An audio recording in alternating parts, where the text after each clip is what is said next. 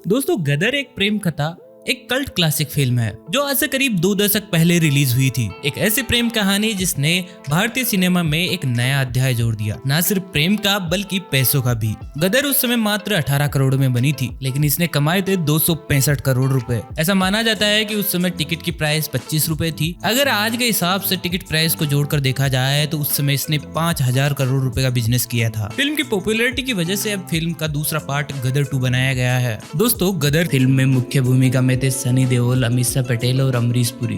Film एक truck driver Tara Singh की कहानी बताती है, जिसे एक मुस्लिम लड़की सकीना से प्यार हो जाता है। भारत पाकिस्तान बंटवारे और उसी दौरान हुए हिंदू मुस्लिम दंगे इस प्रेम कहानी के बीच में आ जाते हैं।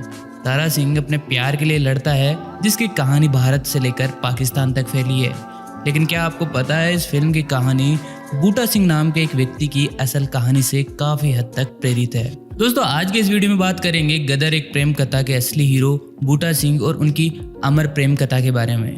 वीडियो शुरू करने से पहले आप सभी से रिक्वेस्ट है कि चैनल को जरूर सब्सक्राइब कीजिए और ये बेल आइकन दबाना ना भूलें ताकि नए आने वाले वीडियोस आपको सबसे पहले मिले। बूटा सिंह की कहानी की शुरुआत होती है आज़ादी से पहले वाले भारत में। तब पाकिस्तान का जन्म भी नहीं हुआ था। बूटा सिंह ब्रिटिश आर्मी के एक सोल्जर थे। सेकेंड वर्ल्ड वॉर के टाइम वो बर्मा यानी आज के म्यांमार में तैनात थे।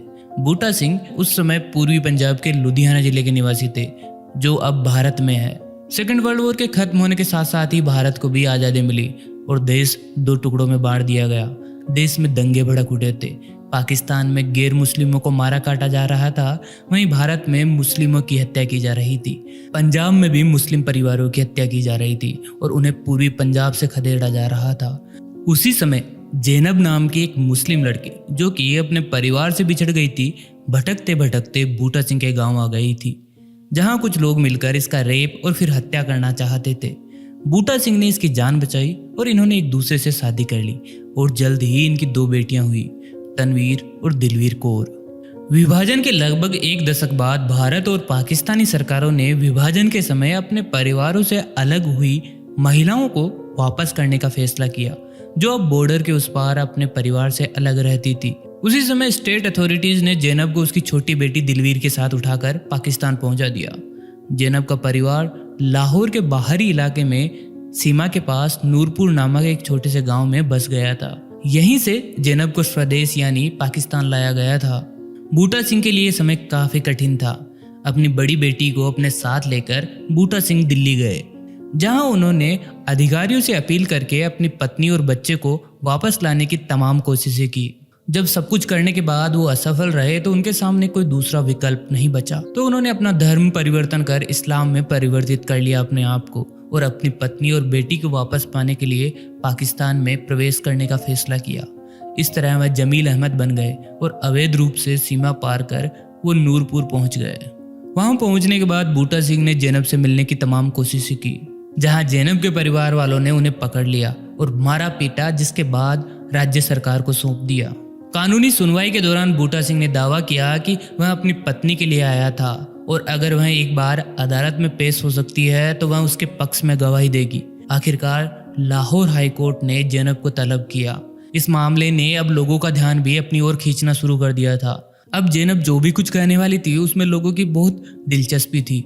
ज़ैनब अपने परिवार के सदस्यों से घिरी हुई बुर्का पहनकर हाई कोर्ट पहुंची। उसने अदालत में ना सिर्फ बूटा सिंह के पास वापस जाने से इनकार किया, बल्कि उसने अदालत से दरख्वास्त की कि उसकी छोटी बेटी, जो कि ज़ैनब के साथ रह रही थी, उसे भी बूटा सिंह को सौंप दिया जाए। मतलब वो अपनी छोटी बेटी को भी अपने साथ नहीं रखना चाहती थी। ज़ैनब ने जिस तरह से गवाही दी, उस बात को लेकर कई अटकलें लगाई जा रही थी। उसमें जो सबसे पॉपुलर थ्योरी थी वो थी कि उसने जो कुछ भी कहा वो सिर्फ अपने परिवार वालों के दबाव में कहा। वहीं आज के जो प्रेमी लोग, जिन्होंने बाद में फिल्में बनाई और उनकी प्रेम कहानी के बारे में किताबें लिखी, उन्होंने भी यही दावा किया। इसके अलावा वो किसी और विकल्प की कल्पना भी नहीं कर सकते थे। ज़ैनब की इस गवाही ने बूटा सिंह को अंदर तक झकझोर कर रख दिया था। वो पूरी तरह से टूट गए थे। इससे निराश होकर बूटा सिंह ने ट्रेन के आगे छलांग लगाकर अपने प्राणों की आहुति दे दी। उनकी अंतिम इच्छा थी कि उन्हें उनकी प्रियतमा ज़ैनब के गांव नूरपुर में दफनाया जाए, लेकिन ये सब भी पॉसिबल नहीं हो सका, क्योंकि ये सब ज़ैनब के परिवार वालों के आत्मसम्मान के खिलाफ था। उन्होंने इसका विरोध किया और लड़ाई करने पर फिर से उतारू हो गए। जिसके बाद उन्हें मियाँ साहिब में दफनाया गया। लेकिन मौत के बाद उनकी कहानी दूर दूर तक फैलती गई।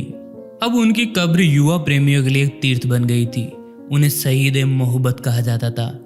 उनके अनुयायी उनकी मिट्टी की कब्र को पक्का करना चाहते थे और उसके चारों ओर एक ईंट का मंदिर भी बनाना चाहते थे। हालांकि कुछ ऐसे भी थे जो सिख के इस तरह के किसी भी महिमा मंडन का पुरजोर विरोध करते थे।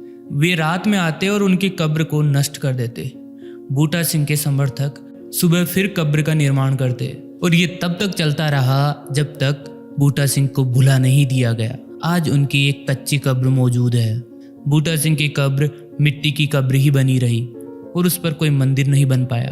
गदर के अलावा बूटा सिंह के जीवन की प्रेम कहानी को सीमा के दोनों ओर फिल्मों और किताबों में ढाला गया। एक पंजाबी फिल्म शहीद मोहब्बत बूटा सिंह पूरी तरह से उन्हीं की कहानी पर आधारित फिल्म है। इसके अलावा 2007 में कनाडा की एक फिल्म पार्टीशन और उसके अलावा 2004 में बॉलीवुड की फिल्म वीर जारा भी उन्हीं से प्रेरित फिल्म है। दोस्तों, आप क्या कहेंगे बूटा सिंह की इस अमर प्रेम कहानी के बारे में? कमेंट करके हमें जरूर बताइए। वीडियो कैसा लगा? अगर अच्छा लगा हो तो लाइक और शेयर करना ना भूले। चैनल को जरूर सब्सक्राइब कीजिए। दोस्तों, जल्दी मिलेंगे नई वीडियो के साथ। तब तक के लिए नमस्कार।